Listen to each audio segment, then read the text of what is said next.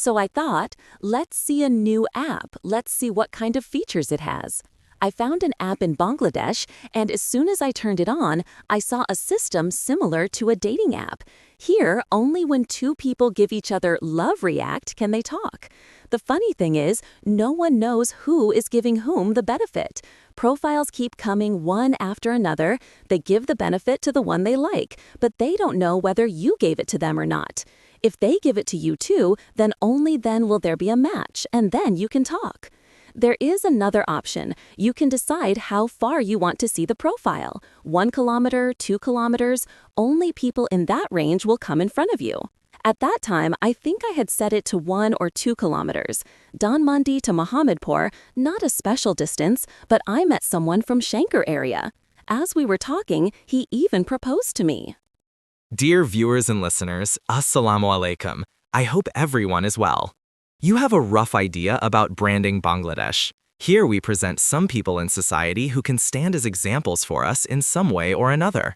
But there are many people around us, maybe you yourself, or someone in your neighborhood, whom we never see in that light. Just like that poem by Rabindranath. I have gone to see the mountains, I have gone to see the Sindhu. I have not seen a single drop of dew on a paddy stalk, even with my eyes closed, with my feet away from my house. The little stories around us are actually the biggest truth, but we do not look at them. But we often neglect these ordinary things, considering them trivial. Yet that dewdrop sometimes becomes the most aesthetic, the most memorable. There are countless people in our society whose stories we do not know. Even if we see them, we do not see them. Yet the light of inspiration is hidden in their lives. Studio of Creatives has organized Branding Bangladesh with those people and their stories. Let's get to know the identity of the person who is with me today at the beginning. My name is Simran Saha, age 21. I gave the inter first year exam. I was waiting for the results. The day before the results were announced, my father suddenly had a stroke, twice in a week, once on Saturday and again on Wednesday. We are 3 sisters, no brother. Father was the only earning member. Mother used to tutor, and with whatever she earned, the family somehow managed. After my father's stroke, everything turned upside down. At that time, studies were not on my mind. Only the race to save my father. My father was completely bedridden. My mother had saved some money for our studies, for inter-registration. But to cover my father's medical expenses, she had to spend that money too. My father could never save money in the bank. He never got the chance, so there was no savings to rely on in case of danger. Since my father could not do anything, I told my elder sister to look for a job. I also started looking. That was the goal at that time, so that I could somehow continue my younger sister's studies. I assumed, anyway, studies were over. First, I took a job. Salary? Only 2,500 taka. The job? Salesman. From 9 a.m. to 10 p.m., sitting in the shop, cleaning things, showing and selling when customers came, this was the work. 2,500 taka really seemed like a lot to me then, because even this little income was a hope amidst a family's disaster. Thus, one day, while scrolling through Facebook, I came across an app. I thought, let's see the new app, what's in it? It's an app from Bangladesh. I opened it. It's a platform like a dating app. Then the system of the app I was talking about was quite different. There, only if 2 people gave each other love react, a conversation start. The funny thing is, no one knew who was giving whom a benefit. The profile would come one by one. If you liked it, you would give a benefit, and if he gave it too, then it would be a match. And he didn't know that I had given him a benefit before. When there was a match, only then would there be an opportunity to talk. In this way, I would talk to a few people. In the meantime, I would talk a little more with one person. There was another feature in the app. You could set the distance as you like. 1 kilometer, 2 kilometers. I think I had set it between 1 and 2 kilometers. So, only profiles of people living in the Dhanmandi, Mohammadpur area were coming in front of me. I met a boy from the Shankar area. As the conversation progressed a little, he directly proposed me. Not a relationship, but a marriage proposal. I told him then, I have a few marriage proposals pending, so I can't say anything right now. Actually, marriage proposals were nothing new to me, so I didn't give them much importance. He looked a little short. I asked him, "What is your height?" He said 5'5". I told the truth. I don't like boys under 5'4". I like tall boys. If I get married, I will marry a tall boy. So I can't think about any relationship or marriage.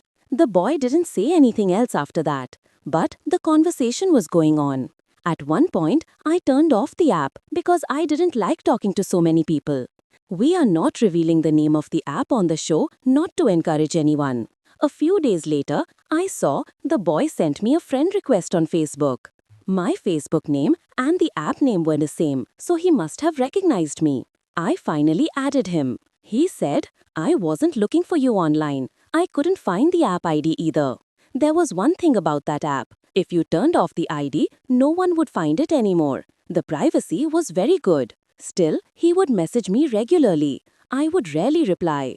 While ignoring him like this, one day he proposed to me again. I still said clearly, "No, this is not possible for me. I won't marry a short boy." That's how the matter ended. The time was November 2018. One day, he suddenly said to me, "I often come to Laxmi Bazaar for office work. If only I could have lunch with you one day." I immediately said no, because talking online is okay, but meeting face to face, that was never comfortable for me. I naturally didn't like meeting a boy with whom I had only talked. But he kept requesting again and again. Just one day lunch, nothing else. At that time, my cousin was with me. I told her the whole story. She said, "What's the problem? I'll meet the boy first." He went and saw it first, then said, "It seems good to see you. You are well educated, have a good job. You seem polite. You have told him all your details. You have not hidden anything. You can go." I came home and told everything to my mother. My mother always lets me make my own decisions, so she said, "If you think it is right, then meet me. Laxmi Bazaar is near my house." After getting my mother's permission, I told her, "Okay, I am coming." The boy asked to meet me at a restaurant, but for safety reasons, I went to another restaurant. Before I reached him, he was standing and waiting. I saw him from a distance, sunglasses, casual look, standing calmly. I was nervous. This was the first time in my life that I was going to meet a boy. I asked him with a light touch on his shoulder, "Are you Arnab Paul?" He said very naturally, "Yes, let's go upstairs." He sat down and said without saying a word, "Order it, give me whatever you like." Then when the food arrived, he asked me while eating, "Do you like it 20%? I was surprised. "You mean 20%? He said, "How much do you like it?" Then again, "Now I like it 30%. Now 60%. I was uncomfortable, but there was an innocent simplicity in the boy. At one point, he smiled and said, "When you say it, it will be 100%. His smile was so beautiful that all my discomfort disappeared in an instant. Another thing caught my eye. His eyes were not black, but light brownish. He looked quite charming. As the meal was about to end, he said, "Shall I go now? I will deliver you." I said, "No, I will go myself. I came alone. I can go alone." He walked me to the rickshaw and said goodbye. When I returned home, I told my mother everything. Mother said, "Don't talk anymore." But shortly after reaching home, she called me, and I was the one who answered the first call.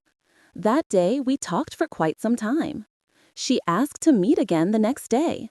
I usually can't say no to anyone, so I went again. We talked, time passed, and that day I told her my complete identity, family background. That day, I told him about my own affairs.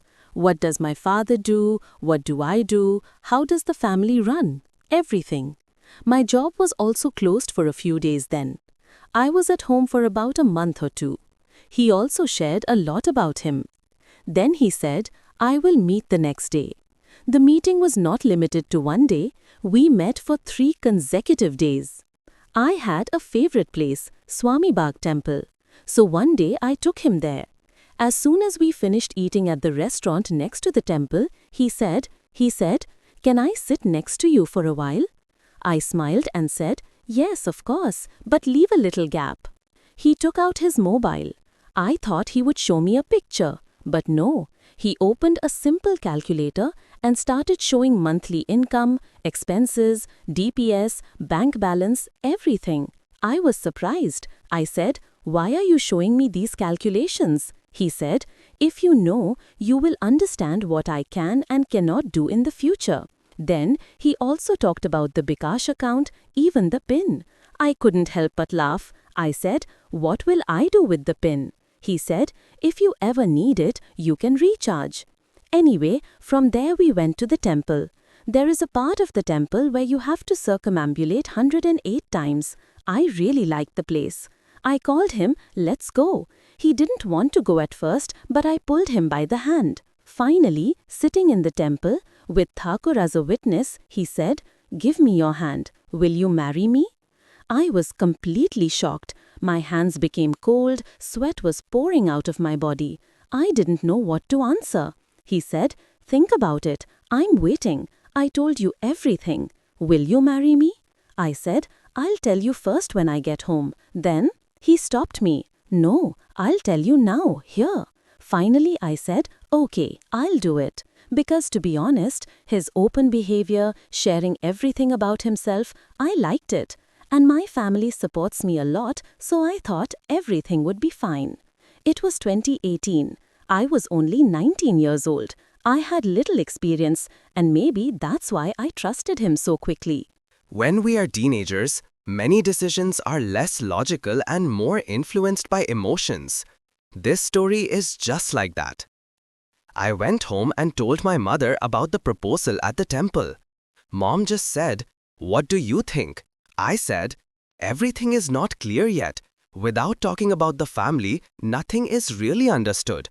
I told her, "If you want to get married, you have to tell your family first." She said, "I will tell you, just give me a year. We will get married in the winter of 2019. I said, "Why 1 year? I don't mind waiting for 2-3 years. You just tell your family." 3-4 days after we met, she told him about the matter at his house. My mother also knew at my house. Dad still didn't know. There was a fair amount of acceptance from both families. Talking started, and we would meet on a limited basis, very casually. We wouldn't go anywhere far, in a very small space, and on top of that, we would share everything with my mother. Then came December 12th, 2018. The four of us, me, my sister, a friend and him, went to visit the Shambhi temple in Narayanganj. His desire was to elope and get married in the temple. Since everything was going well in the family, his desire remained unfulfilled. But that day, he called the priest, put a silver ring on my hand, and he put vermilion on me. My sister, my friend, in front of everyone. He said, "At least today my desire should be fulfilled." From that day on, he accepted me as his wife. Even then, I didn't know what kind of storm was waiting for me in life. I understand, this may seem unusual to you, such a deep relationship after such a short acquaintance. But some chapters of love are like this, where everything cannot be explained with logic. However, there was one thing. Both families knew about it. Especially his family. His mother was very supportive of me. This reassured me.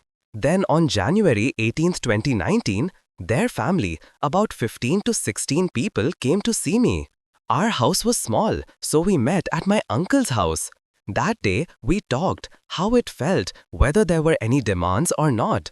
They said, "It won't peak anything. It will take a year. The work will move forward in December 2019. Everything was progressing well. I was working. He was also taking care of his work and business. Everything was normal. Everything was calm. Then around March-April 2019, he suddenly started having trouble breathing. I thought it was a cold or allergies because he used to walk a lot. He was a marketing manager.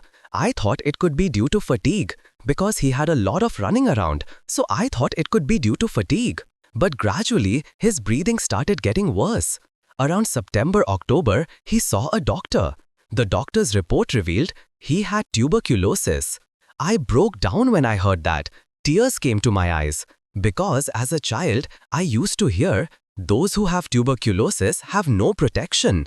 But the doctor said, the medicine will last for 3 to 4 months. It will be fine. An auntie in the flat next to us also had it, and she recovered. So I held out hope. She started taking her medicine as per the rules.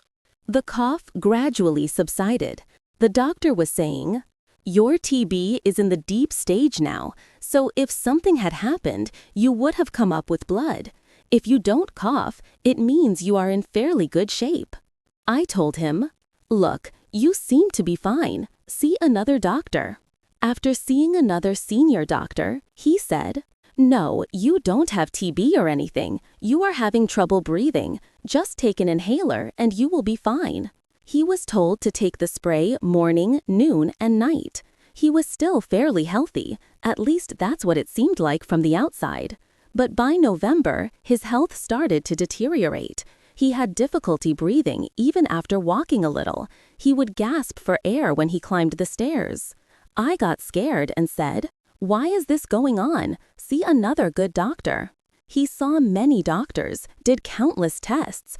About 2.5 lakh taka was spent on tests alone, but no one could even diagnose the disease. Finally, a renowned doctor said, "There is a slight infection in the lungs, nothing to worry about. It will be fine with medicine." Initially, he said that he felt a little better after taking medicine, but when he saw the doctor again in late November, he suddenly said, "You should go to Chennai without delay. Treatment is no longer possible here. Your lung infection is getting worse." The wedding was just around the corner. Everyone said, "Treatment first, everything else later. Let him recover first." In December, he went to Chennai. He stayed there for about a month. The doctor there gave him oxygen after seeing him. He said, "Take oxygen all the time while you are here. Your body's oxygen level is very low, only 80. The test there revealed 70% damage to his lungs. The lungs have become stiff. He cannot hold air by breathing. A layer of ice has formed on his lungs. The doctor said, "Continue taking the medicine, come back for a checkup in 3 months and see how much the medicine is improving." After returning to Bangladesh, he was told to keep an oxygen machine at home. He would have to take oxygen for at least 14 hours out of 24 hours. He was still doing his business as usual, although he didn't have the strength he used to have. He would come to see me, but he would carry a heavy bag with an inhaler, a pulse oximeter, and a hot water bottle, all by himself. He would pant as he climbed the stairs. He would sit down and rest. I would often carry his bag in my own hands because I could see that it was becoming difficult for him to carry it. The last time I saw him was on February 18th. He was supposed to go to Chennai again in early March. Then, on March 9th, I went to his house to see him. I didn't tell my mother anything because my mother didn't like going to her in-laws' house before marriage. But I was stunned to see him that day. In just a few days, he had become very dehydrated. He was even short of breath when he got out of bed to go to the bathroom. In January, where everyone saw him as almost normal, on March 9, he could not even stand. That's when the name of his disease was known, ILD, a type of rare lung disease, which is almost impossible to treat. The last way to get better, lung transplant. When he reached Chennai, the doctor said, "There has been only 1% improvement in the last 3 months. Take this medicine, come back for a checkup in April." After returning to Bangladesh, his condition worsened. This time, his body could not function without oxygen for 24 hours. The oxygen could not be turned off even for a moment. Even going to the bathroom was difficult. During the lockdown, the border in Bangladesh was closed. He was coming with great difficulty, and I was sitting far away, just waiting. After March 9th, I didn't see him in person anymore, only on video calls, or when he was on oxygen, having difficulty breathing. I knew I would never tell my family because I didn't want everyone to know about his illness. I thought that if he got better after treatment, maybe he could stay by my side. But his illness was getting worse day by day. One night, there was a fight, a small one. I was in Narayanganj at the time, at my sister's house, for 3 months during the lockdown. I didn't meet him, only talked to him on the phone. At one point in the fight, he said, "I don't want to be with you anymore. Our relationship is over." He was crying on the phone in the morning. I asked, "Why are you crying?" He said, "It's hard to breathe when you cry. I want you to relax." I couldn't bear his tears. I also cried. Seeing my tears, he fell silent. I said, "No problem, be strong." He smiled and said, "I know, I won't last long." I was shocked. He was saying, "The doctor said it wouldn't get better. 80% of my lungs were damaged. If a transplant is done and a healthy lung is found, then maybe 10-15 years of life is possible." But he didn't want my life to stop. "You have a great opportunity ahead of you. You move forward," he said. I couldn't say anything. I just cried.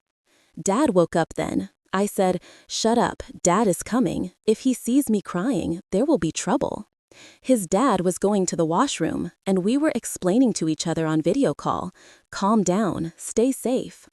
His wish was, "We will go together, but away from the eyes of people. Where I will be identified as wife during the operation, I will be able to be by his side. If everything goes well, we will need about 50 to 60 lakh taka. Money, getting lungs, both are important because without money, it is not possible to get good lungs." Finally, the decision was made. We will get married on July 2nd. We have 5 families in our house, small children, brothers and sisters, and friends only. And the 2 of us, next to each other, are ready to endure any storm. These times have taught me, life is not just about surviving, but also giving meaning to life. As humans, Allah has sent us, and if we want, we can make life valuable in any situation. If we have honest intentions, it is possible to maintain love and courage even in difficult moments. One day before the wedding, I spoke to her brother.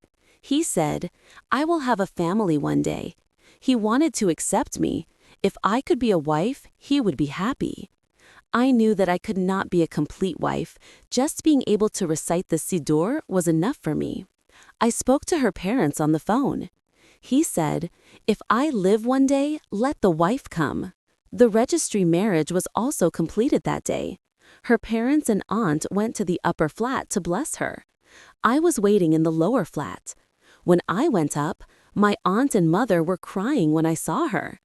I myself could not hold back my tears. Everyone was worried about her condition. In January 2019, her health was very bad, and she still had not recovered.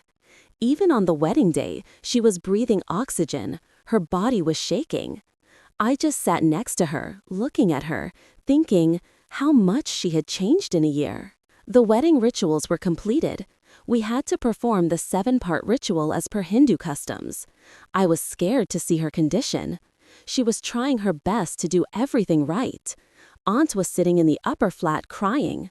Mother was next to her. I was downstairs. No one to do anything. Birth, death, marriage are all in the hands of fate. The good night of the wedding night was peaceful, but we couldn't be together. Her body couldn't move from one place to another. We just chatted all night, shared stories. There were no special moments, just spending time with each other and giving each other courage. That was the biggest support in our lives. She had told me earlier that she couldn't go to the washroom to urinate. She had to do it at home. Even after marriage, she had problems carrying oxygen. Every small task was difficult for her. But how blessed we are. He can breathe, eat 3 meals a day, and is healthy. This is the greatest gift in life. After marriage, I changed him, fed him. He wanted to eat from my hand.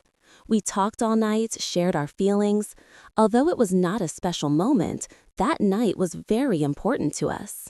I have never seen him go to the washroom directly. I only see him using the machine, changing the water, everything from the side. He drinks hot water. He doesn't even touch cold or plain water. He always leans towards hot water. Honey, ginger, cloves, Vicks, chocolate, black cumin, everything is arranged on the table. When he coughs, he eats these. I sit next to him and watch how he does it. He went to the washroom for the first time in 3-4 days of marriage. He said to me, "Mom, see how I do it." I saw him using hot water and arranging everything properly. It's as if there is no cold or normal water in the washroom. Every task is very difficult for him. I stand outside the gate, he is coughing inside.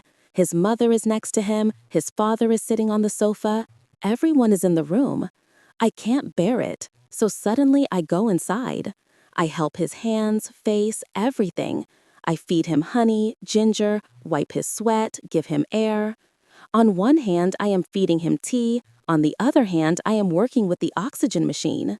His eyes are closed. He cannot speak. He is just pointing. The night is very difficult. Coughing, sweating, breathing, all together all night. Feeding him tea, hot water, ginger honey. I have to help him with everything. Water is gathering in the corners of his eyes. I am holding back tears. His oxygen has dropped very low. First to 50, then below 30, sometimes 29, 28, 27, even to 17, 16, 0. 0. I am terrified. It seems there is nothing else to do. But he is calmly pointing, saying, "No problem, it will increase." I am gathering courage from beside him. When he coughs, his oxygen will start increasing. I say, "Yes, everything will be fine." This night was on the one hand fear, on the other hand an infinite sense of responsibility. All night long, I just tried to stay by his side to make sure that his breathing is normal, the coughing decreases, and that he is safe. It's hard to breathe. When he coughs, his oxygen levels drop. I said, "Call an ambulance. We have to take him to the hospital." I was ready, but he didn't want to go. He was afraid of corona. If something happens, he was already afraid. His eyes and mouth are closed. He's just sitting there. He can't say anything. Suddenly, I see his oxygen levels are fluctuating. 80, 90, 100. I don't understand what's going on. His father says something, and he starts crying in the room. I just sit next to him, trying to understand how he feels, if he's in pain. After a while, I notice that he's no longer responding. His body is so bad that he wants to go to the hospital. I'm breaking down in tears. I don't know what to do.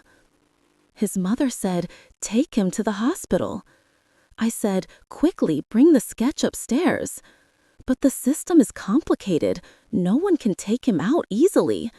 His friend helped. He was quiet then, not saying anything. The cough has subsided, even after getting into the ambulance. I am talking from the side, explaining how I feel. The oxygen mask is being used. The cough is coming back. The ginger honey that was fed from the mouth is coming out. I am helping from the side. Then, the hospital. The doctor said that the breathing problem is not due to corona. My brother said that he already has lung problems. Life support needs to be given, but due to financial and situational reasons, that is not possible. I just say from the side, do whatever you think is best. Finally, we brought him home. I couldn't accept it. Sitting alone in the ambulance at night, the lights off, I was scared. I just wanted to have a little peace. His breathing is fine. It is night. I am calling. Get up, he will be fine. But there is no response. His 11-day life, every moment, every small joy. I just wanted to be there to help as much as I could. Night has fallen, dawn is coming, and I stand alone, just looking around to see who is around me, loved ones, friends, family. My brother really wanted Neha to see the sky. She was saying, "I haven't seen the sky since the middle of the day. I really want to." I said, I will show it. Then, regardless of the rules and regulations, we did everything. We took care of everything. The branches, the money, the vermilion. I lit a fire in her face with my own hands. I had never thought in my life that I would bathe someone's body. I was afraid. I couldn't do it. But in her case, I didn't feel for a second that this was the final farewell, the final moment of bathing. While bathing her, I was calling, "Get up, I'm taking you, stand up a little." Still, there was no response. I thought that maybe she would wake up if she touched the water, but everything seemed to be in vain. I had opened the window all night just to see her once. I found peace in that one moment. Mom wouldn't say that. No one says such things after death. At that time, I thought, maybe even if I committed suicide, I would be able to go to her. But the situation was more complicated. My mother had fallen ill, her blood pressure had dropped to 50, she couldn't get out of bed. My father had fallen ill and was in a stroke-like condition. I wondered, would I lose them too?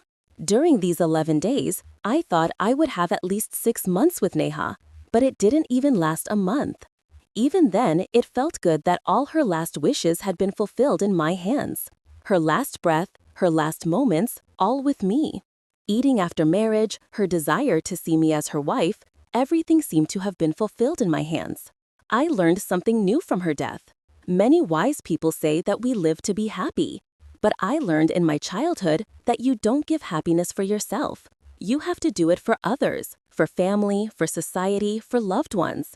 Love should always be for others. 11 days of family. Though small, the happiness, satisfaction, and joy in her heart were infinite. For us, it's a matter of honor.